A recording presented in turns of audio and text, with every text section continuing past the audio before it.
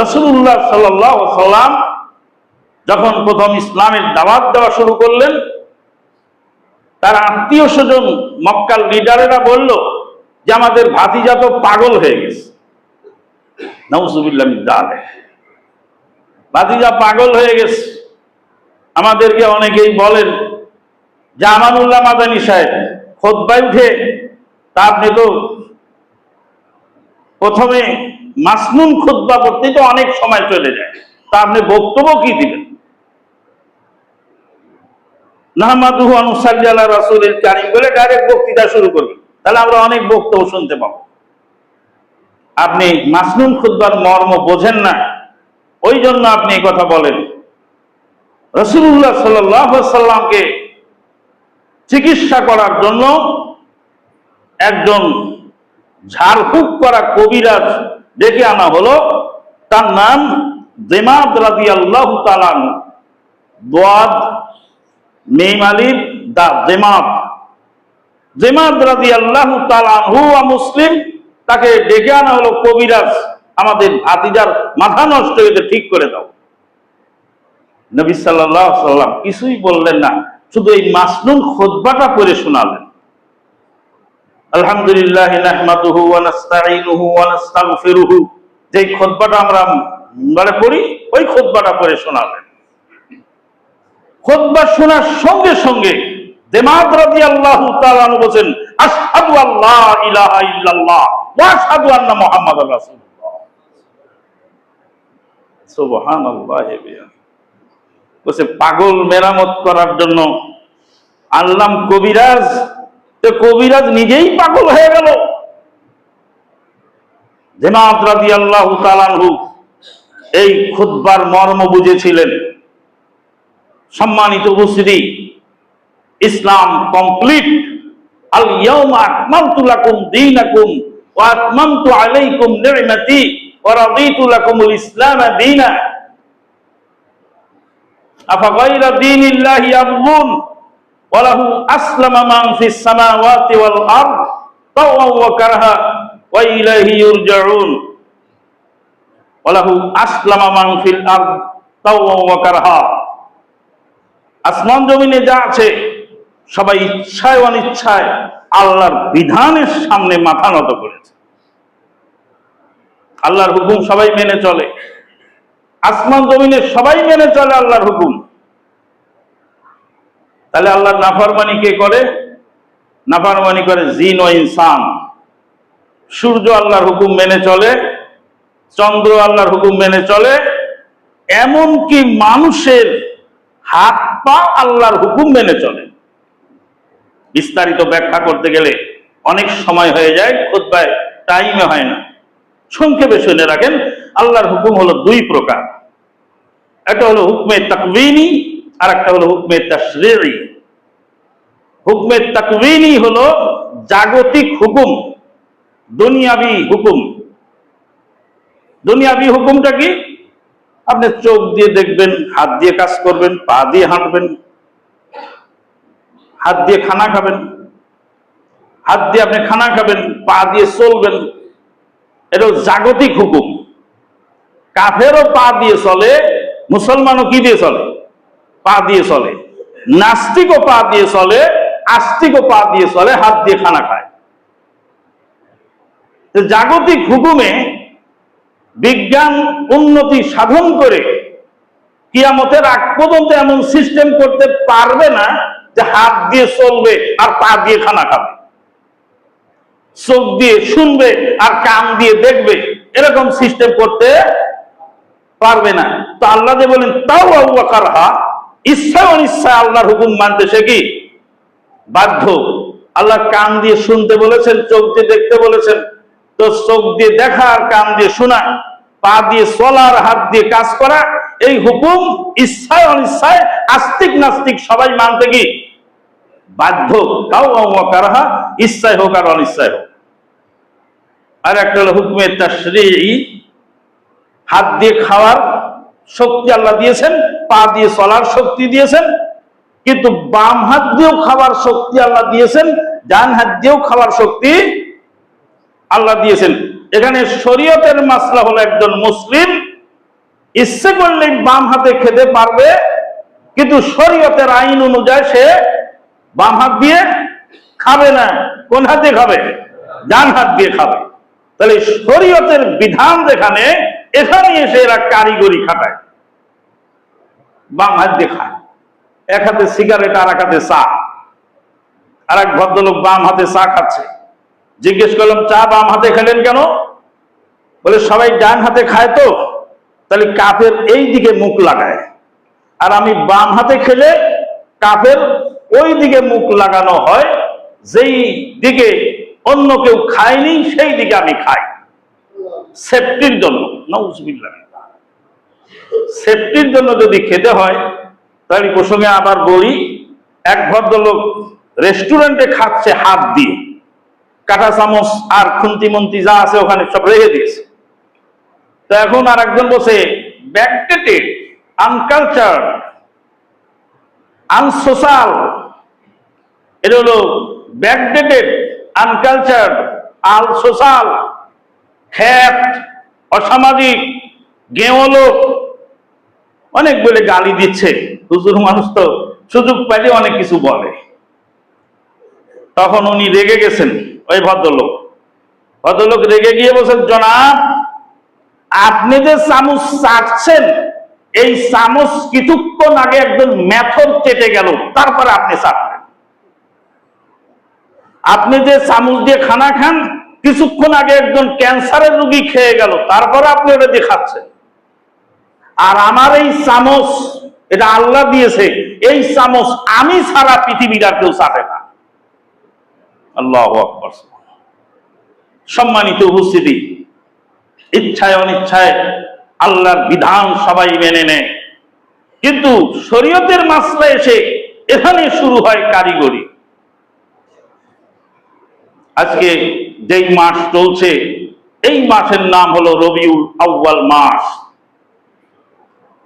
আমাদের সেনাবাহিনীর প্রধান জেনারেল ওয়াকারুজ্জামান, আল্লাহ তাকে আয়াতে তাইয়্যিবা দান করুন, আল্লাহুম্মা আমিন।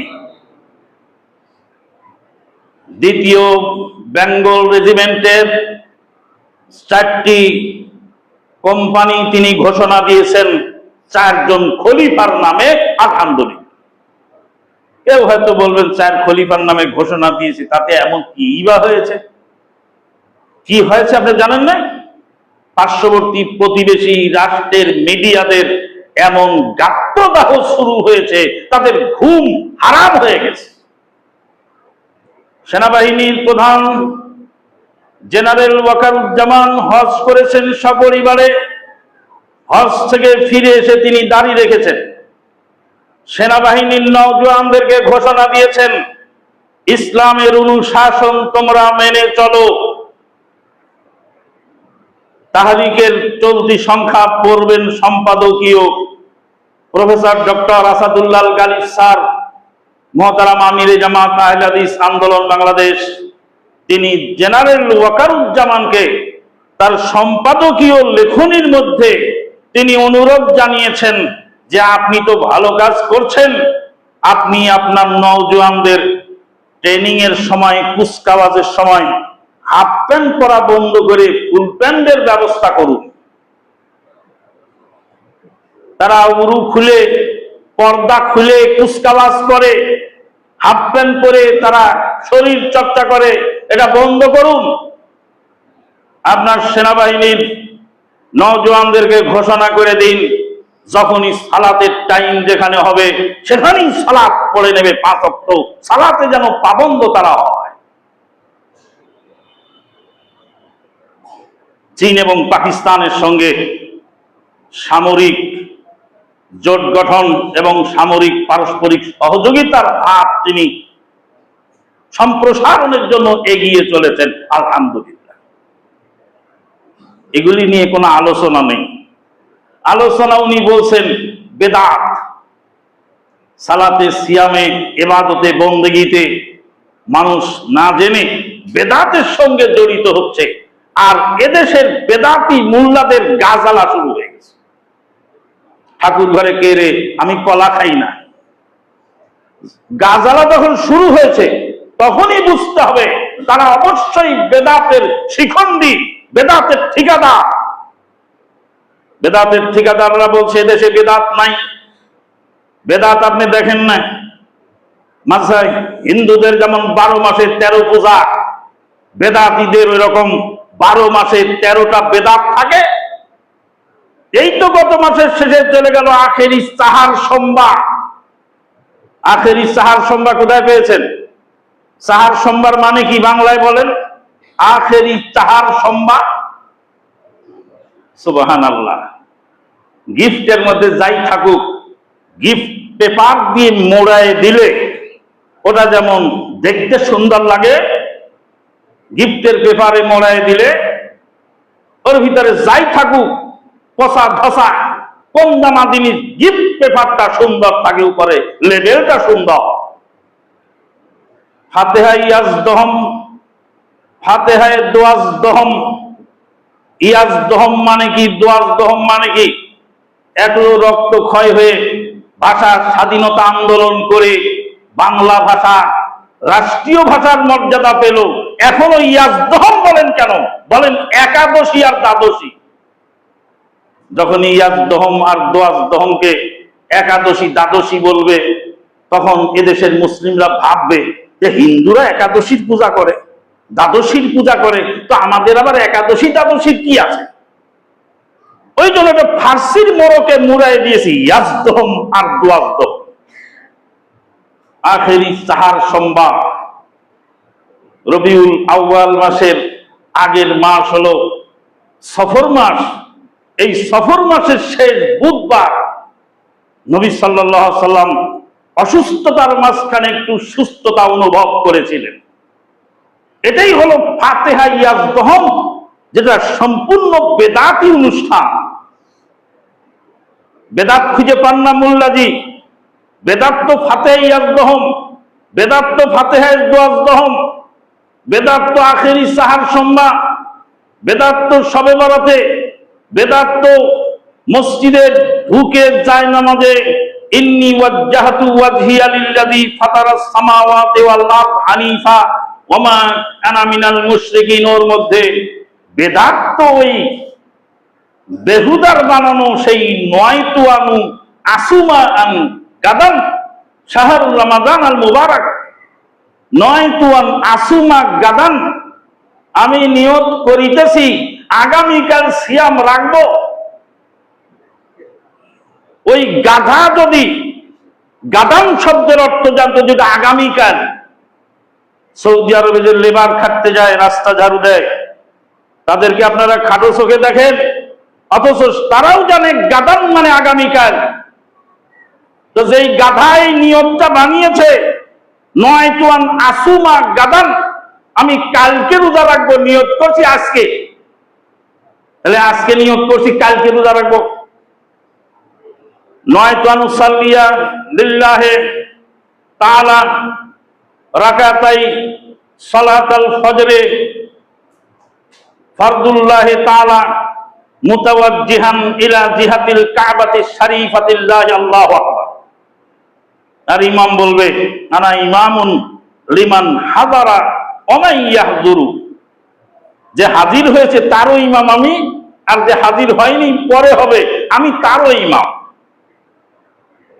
সম্মানিত উপস্থিতি, বেদাত তো সব জায়গায় ঢুকে গেছে। বর্তমান চলতি মাসের যে বেদাত, সেই বেদাতটা হলো এই যে ঈদে মিলাদুন নবী। ঈদে মিলাদুন নবী বহুকাল ধরে আহলে হাদিসরা বলে আসছেন যে ঈদে মিলাদুন নবী এটা তো একটা ঈদ, তো এই ঈদের ঈদগাহ ময়দান কোথায় আর জামাত হয় কোথায়? ঈদের দিন ঈদের জামাত করতে হবে না? ঈদের ঈদগাহ থাকবে তো? কোন ঈদগাহে ঈদের জামাত হয়? সকল ঈদের সেরা ঈদ ঈদে মিলাদুন নবী। রাস্তাঘাটে পথে প্রান্তরে একদম সয়লাব করে দিয়েছে। আর আমরা আহলে হাদিস আমরা ঘাপটি মেরে বসে আছি। নিজেদের মধ্যে অনেক ক্ষেত্রে দেখা যায় ফেসবুকে একে অপরকে চরম পর্যায়ে গালাগালি, এটা খুবই দুঃখজনক এবং লজ্জাস্পদ। এই পথ থেকে যদি আমরা এখনো না ফিরতে পারি, সেদিন বেশি দূরে নয়, এই ঢাকা শহরে জোরে আমিন বলার অপরাধে অনেক মসজিদ ধুইয়ে নিয়েছে। মসজিদ ধুয়ে দিয়ে দাও। আমাকেও একবার বলেছিল কুমিল্লার বরুড়া থানায়, বলছে জোরে আমিনকে বলেছে মসজিদ ধুয়ে দাও। আমি বললাম যে মসজিদ তো আমি জোরে আমিন বলে নাপাক করে দিলাম। জোরে আমিন বলার কারণে মসজিদ কি হয়ে গেল? নাপাক হয়ে গেল। তা আমি তো নাপাক করলাম মসজিদ জোরে আমিন বলে, তো আমাকে দিয়ে ধুয়ালে তো নাপাক আরো খাবড়ায় যাবে। তোমার মসজিদ তুমি ধুয়ে নাও। তখন বলছে যারা এবারে তো হাসা কথা কইছে, এবারে তো হাসা কথা কইছে, এবারে মসজিদ নাপাক করছে, এবারে ধুয়াইলে মসজিদ খাবড়াইব, মসজিদ ধুয়ে নাও। তোমরা ওই ধুয়ে নাও তোমাদের মসজিদ। 1984 সালের ঘটনা বলছি, 85 সাল, 1985 সাল, আজ থেকে 41 বছর আগে। এখন সেই বরুড়ার মাটিতে আহলে হাদিসের পতাকা ওড়ে, মসজিদ হয়, আজান হয়। সেই কুমিল্লার বরুড়া থানা খুব ভয়ানক জায়গা। 1985 সালে সেখানে গিয়ে মসজিদে জোরে আমিন বলার অপরাধে মসজিদ ধোয়াই নিবি আমাকে দিয়ে। বাইতুল মোকাররমে 88 বন্যার পরে সালাতে রফুল ইয়াদাইন করার অপরাধে আমাকে ধরে আটক করে রেখে দিল আল আমিন এজেন্সি। বাইতুল মোকাররম মার্কেটে দোকান ছিল, তারা ছিলেন আহলে হাদিস। তাদের উত্তরসূরিরা কেউ আছে কিনা আমি জানি না। তারা সেখানে হাজির হয়ে গেলেন। অনেক কথা হচ্ছিল।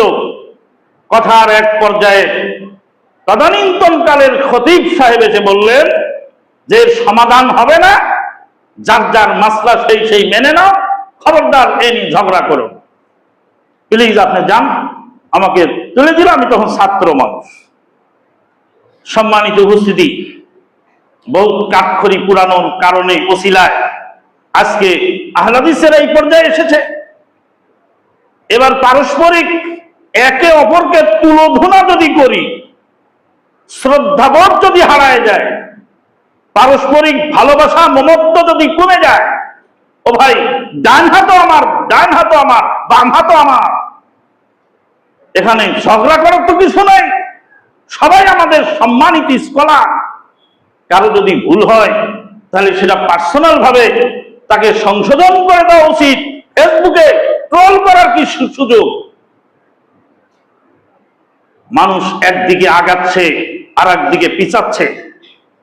জেনারেল ওয়াকারুজ্জামান সাহেবের মতো একজন সেনাবাহিনীর প্রধান, তার মুখ দিয়ে এই কথা বের হওয়া মানে হলো যে ইসলাম, কুরআন হাদিস, রাসূলুল্লাহ সাল্লাল্লাহু আলাইহি ওয়াসাল্লামের সেই ভবিষ্যৎবাণী, ইয়াদখুলুল ইসলামু ফি কুল্লি বাইতি ওয়া বারিন ওয়া মাদারিন বিইজ্জি আজিজিন আও বিযিল্লি জালিলিন, ইসলাম প্রত্যেক কাঁচা পাকা ঘরে ঢুকে যাবে।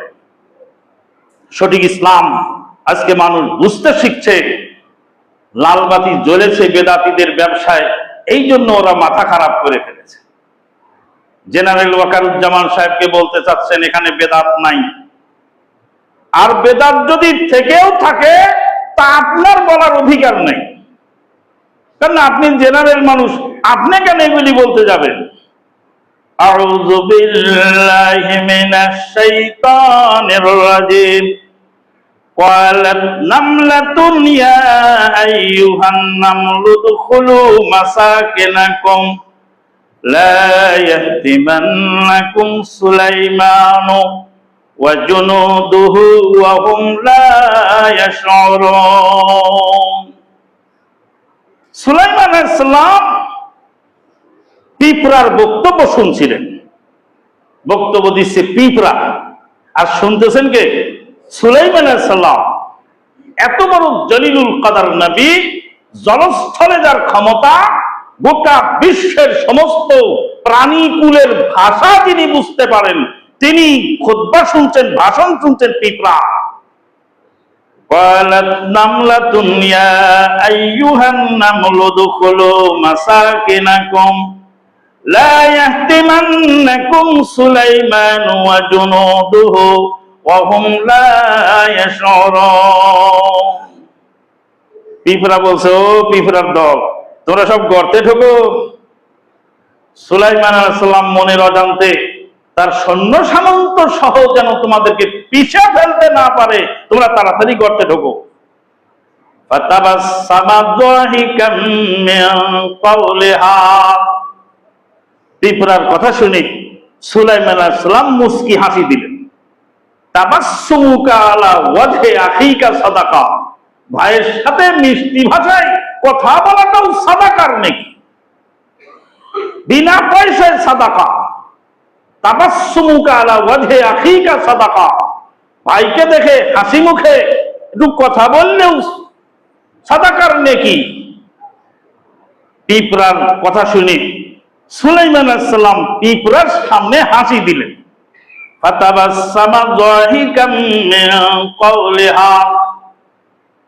সুলাইমান আলাইহিস সালাম পিঁপড়াকে জিজ্ঞেস করলেন, তুমি এত সুন্দর করে ভাষণ দিচ্ছ কেন? তুমি একটা ক্ষুদ্র প্রাণী। বলছে, পিঁপড়ার সমাজ এটা, আমি হলাম তাদের সর্দার।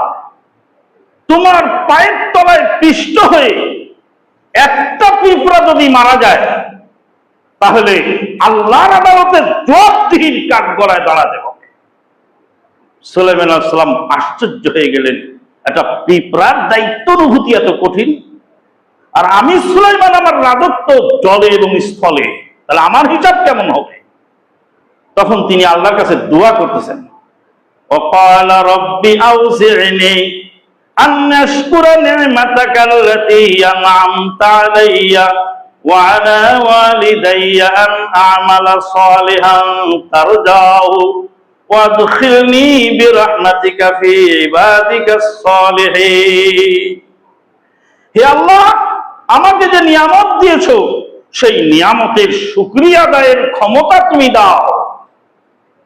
সম্মানিত উপস্থিতি, সম্মানিত বেদাতি ভাইয়েরা, সুলাইমান আলাইহিস সালামের মতো জলিলুল কদর নবীর যদি পিঁপড়ার কাছে শিক্ষণীয় থাকে, সুলাইমান আলাইহিস সালাম হুদহুদ পাখির কাছেও শিখলেন। মালি লা আরাল হুদহুদা আম কানা মিনাল গায়বিন লাউ আযযিবান্নাহু আযাবান শাদীদা আও লা আযবাহান্নাহু আও লা ইয়াতিয়ান্নি বিসুলতানিম মুবিন। ফামাকাসা গায়রা বাঈদিন। সুলাইমান আলাইহিস সালামের হুদহুদ পাখি দরবারে নাই, কোথায় গেছে? দরবারে নাই, কোথায় গেল? বিনা কারণে কোথায় গেল? কারণ না দর্শালে আমি তাকে জবাই করব, না কঠিন শাস্তি দেব। হুদহুদ পাখি একটু ফাঁকে এসে বসলো। আমাকাসা গায়রা বাঈদিন।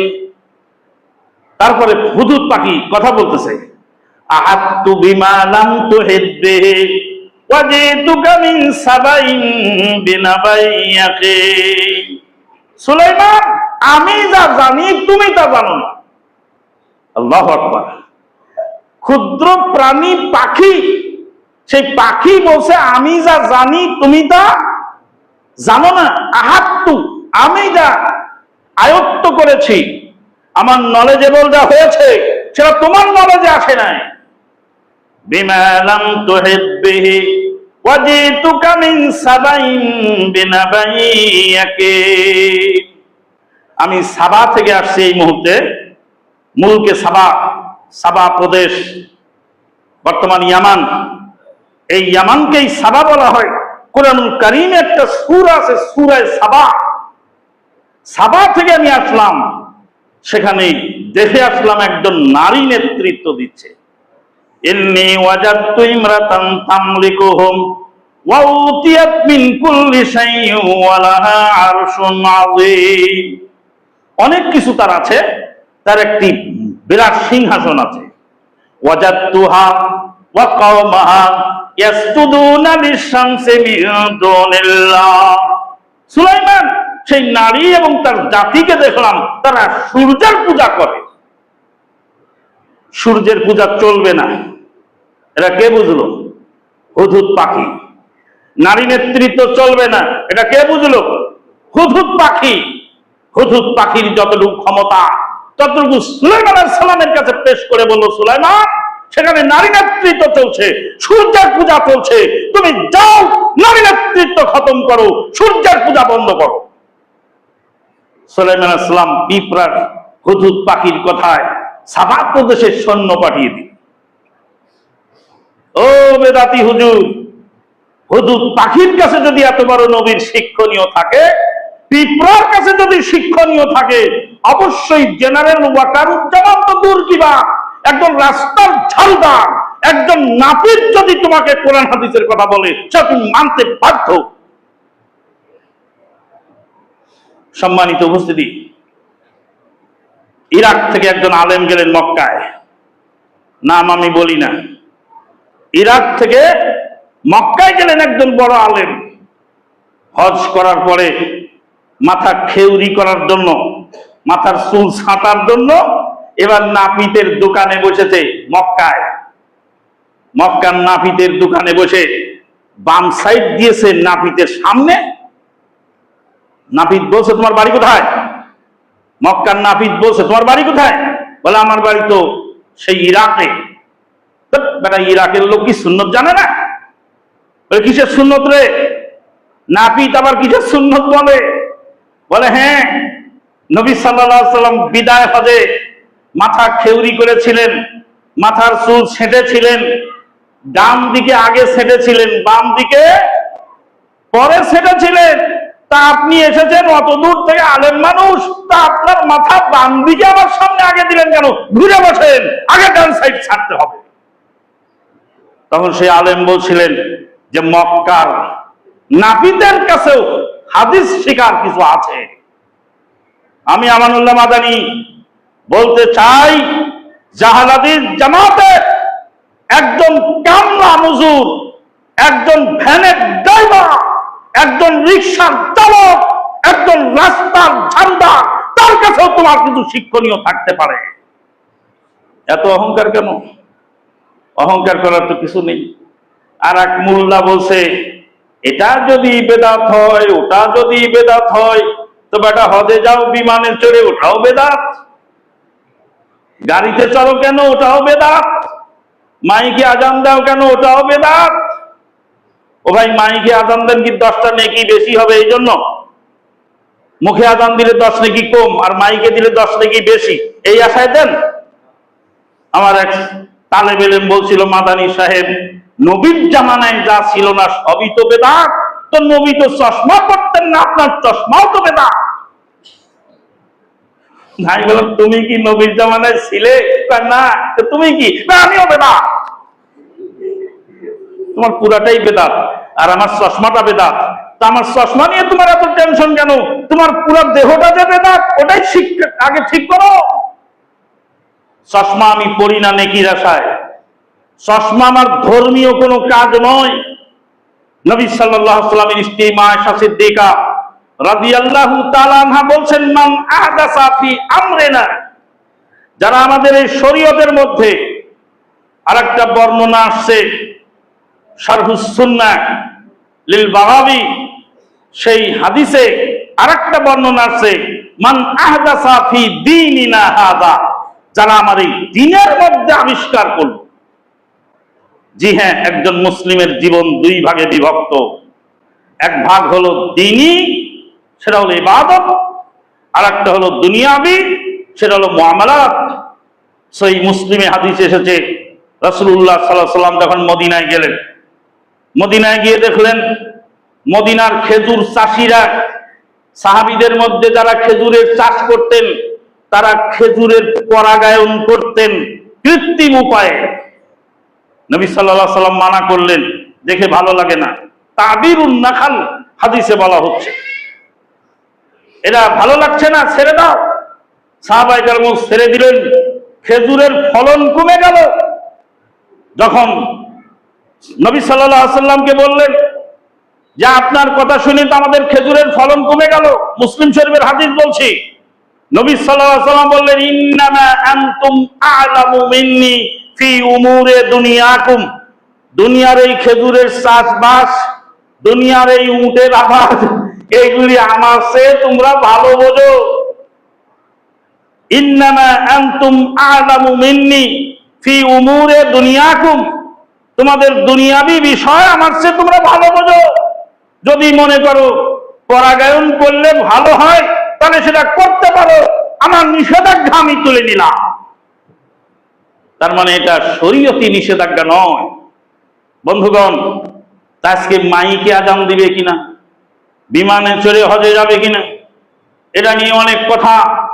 একজন মুরব্বী আমার বাবার বন্ধু বলছে, ইসমাইল ভাইয়ের ছেলে আমানুল্লাহ অনেক কিছু শিখেছে, এরপরে ওরা অনেক শিখার বাকি আছে। এটা বেদাত, ওটা বেদাত, তো রেলে চড়াও বেদাত, বাসে চড়াও বেদাত, উঠে চড়তে হবে, ঘোড়ায় চড়তে হবে, কারণ রেলে বাসে চড়া বেদাত। রেলগাড়ির কথা, বাসের কথা, বিমানের কথা তো কোরআন হাদিসে নাই। তা আমি বললাম, চাচা কোরআন তো পড়েন না, পাবেন কোথায়? কোরআনে আল্লাহ পাক উট, রেলগাড়ি, বিমান, রকেট লঞ্চার, কিয়ামত পর্যন্ত যত দ্রুত যানবাহন হবে সমস্ত কথা আল্লাহ কোরআনে 1450 বছর পূর্বে বলে গেছে। আউযু বিল্লাহি মিনাশ শাইতানির রাজিম। ওয়ালাকুম ফিহা জামালুন ওয়ালাকুম ফিহা জামালুন তুরিহুনা ওয়া তাসরাহুন। ওয়ালাকুম ফিহা জামালুন হিনা তুরিহুনা ওয়া হিনা তাসরাহুন। ওয়ালাকুম ফিহা জামালুন হিনা তুরিহুনা ওয়া হিনা তাসরাহুন ওয়া তাহমিলু আসকালাকুম ইলা বালাদিন লাম তাকুনু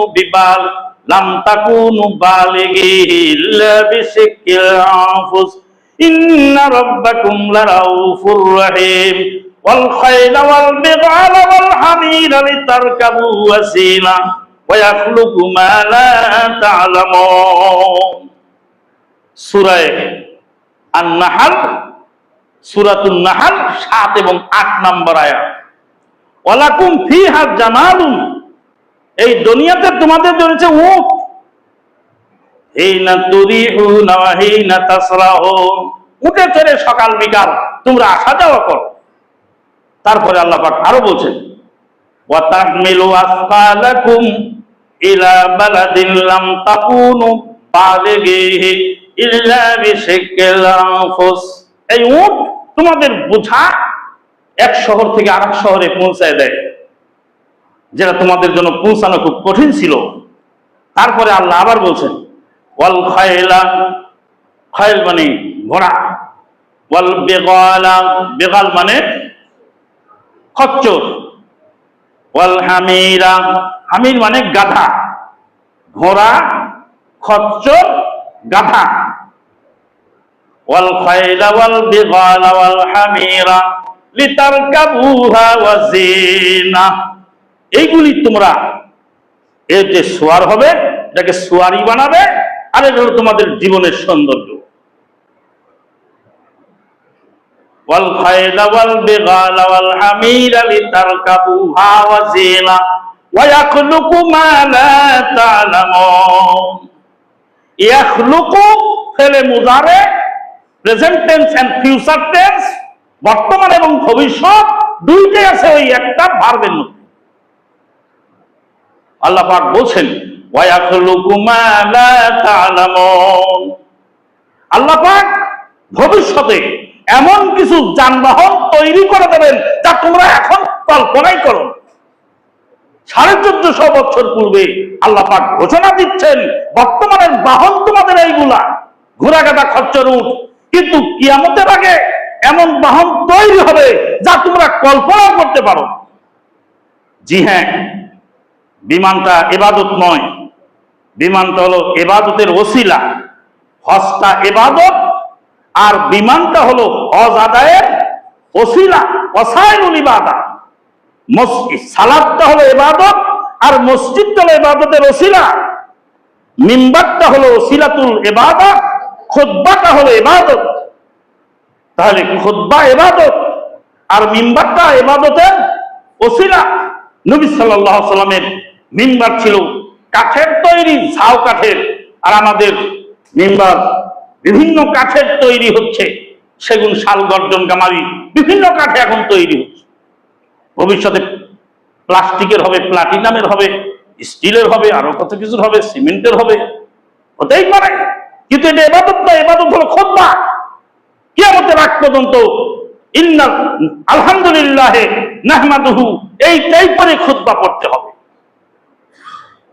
সম্মানিত উপস্থিতি, রাসূলুল্লাহ সাল্লাল্লাহু আলাইহি ওয়াসাল্লাম উঠে চললেন যে দোয়া করে, সেই দোয়া এখন আমরা বিমানে চড়ার সময় পড়ি। উট চেঞ্জ হয়ে গেছে, কিন্তু উটটা ইবাদত নয়, দোয়াটা ইবাদত, তাই দোয়া চেঞ্জ হয় না।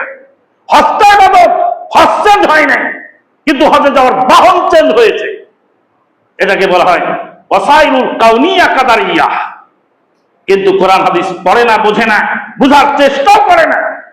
একমাত্র আহলে হাদিস জামাতের লোক, তারাই বহু কিছু ছাড়তে পেরেছে। আমরাও ছেড়েছি, শবে বরাতের হালুয়া রুটি ছেড়েছি, আমরা ছেড়েছি মরাবাড়ির দাওয়াত খাওয়া, আমরা ছেড়েছি বেদাতি সম্মিলিত মোনাজাত, আমরা ছেড়েছি অনেক কিছু, এখনো শিখছি আর জানছি। কয়েকদিন আগে এক খতিব বললেন, খতিব এসে ডাইরেক্ট সালাম দিয়ে মিম্বারে বসে যাও। আমি শুনে তো তাজ্জব হয়ে গেলাম। আজীবনকালে আমরা মসজিদে এসে যে বসি, উটের লোভে দোয়া দরুদ জিকির আজকার পড়ি, তারপরে খতিবেরা আগের কাতারে যায় বসে থাকেন। আর এখন নতুন মাসলা শুনলাম যে মিম্বারে দাঁড়াতে হবে, ডাইরেক্ট খতিব সালাম দিয়ে ঢুকবে। ভালো করে সার্চ দিলাম, বর্তমান বিশ্বের ক্ষণজন্মা মহাপুরুষ শেখ বিন বাজ রাহিমাহুল্লাহ বলছেন যে যদি আগে ভাগে খতিব এসে যায়, প্রয়োজনে গাড়িতে বসে থাকবে, গাড়ি থেকে এসে ডাইরেক্ট মিম্বারে সালাম দিয়ে উঠবে। শেখ বিন বাজ রাহিমাহুল্লাহ বলতেছেন, আরব বিশ্বের আলেম ওলামারা বলছেন। এবং তারা কি বলছেন যে নবী সাল্লাল্লাহু আলাইহি ওয়াসাল্লাম খুতবায় কোনোদিন জুমার দিন এসে তাহিয়াতুল মসজিদ পড়েন নাই, ডাইরেক্ট খুতবায় চলে যান। তাহলে নতুন জানা হলো। যখনই নতুন একটা জানি, তখনই পুরাতনটা আমরা ছেড়ে দেই। এটাই হলো আহলে হাদিসদের বৈশিষ্ট্য, এখনো ছাড়তে রাজি আছি। তাই তো আল্লামা ইহসান ইলাহি জহির রাহিমাহুল্লাহ তিনি বলে গেছিলেন এখানে নর্থ সাউথ রোডের উপরে ভাষণে, বলছে আ যাও মেরে সামনে, सारे कायनात को मैं चैलेंज करता हूं, अहले हदीस के मसलक के कोई खामियों कोताही दिखा सकोगे, मैं एहसान इलाही जहीर एक ढाके के राहे रास्त पर यह वादा करता हूं, आइंदा कल सुबह के सूरज निकालने से पहले उसको छोड़ने के लिए तैयार हो।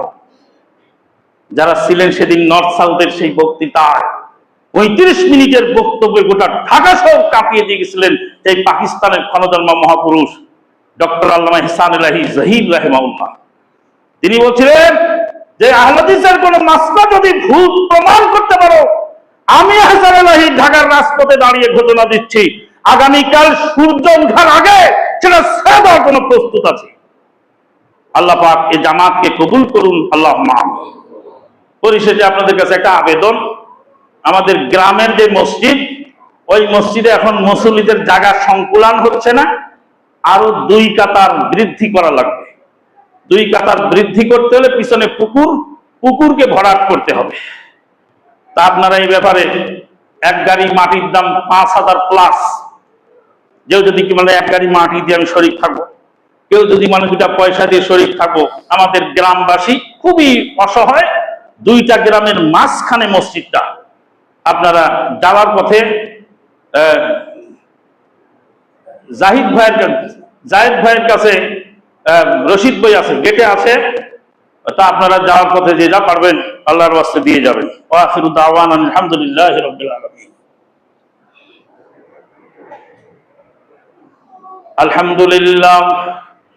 আলহামদুলিল্লাহি কাফা ওয়া সালামুন আলা ইবাদিহিল্লাযীনা ইসতাফা, আম্মা বা'দ, ফাউযু বিল্লাহি মিনাশ শাইতানির রাজীম। আকবরের বড় ভাই সাইদ এবং তার মেয়ে অসুস্থ, দোয়া চেয়েছে। রুবেল ভাইয়ের ছেলে অসুস্থ, আর অনেকে অসুস্থ আছে, দোয়া চেয়েছে। আউযু বিল্লাহি মিনাশ শাইতানির রাজীম। ইয়া আইয়ুহাল্লাযীনা আমানু সাল্লু আলাইহি ওয়া সাল্লিমু তাসলিমা আল্লাহুম্মা সাল্লি আলা মুহাম্মাদিন ওয়া আলা আলি মুহাম্মাদ কামা সাল্লাইতা আলা ইব্রাহিম ওয়া আলা আলি ইব্রাহিম ইন্নাকা হামিদুম মাজিদ আল্লাহুম্মা বারিক আলা মুহাম্মাদিন ওয়া আলা আলি মুহাম্মাদ কামা বারাকতা আলা ইব্রাহিম ওয়া আলা আলি ইব্রাহিম ইন্নাকা হামিদুম মাজিদ وصل على سائر الأنبياء والمرسلين وعلى الملائكة المقربين وعلى عباد الله الصالحين خصوصا على الخلفاء الراشدين المهديين وعلى جميع الصحابة الأنصار والمهاجرين وعلى التابعين الجاهدين الراشدين برحمتك يا أرحم الراحمين اللهم أعز الإسلام والمسلمين وأذل الشرك والمشركين ودمر اللهم أعداءك أعداء الدين واحمي حوزة الإسلام والمسلمين يا أرحم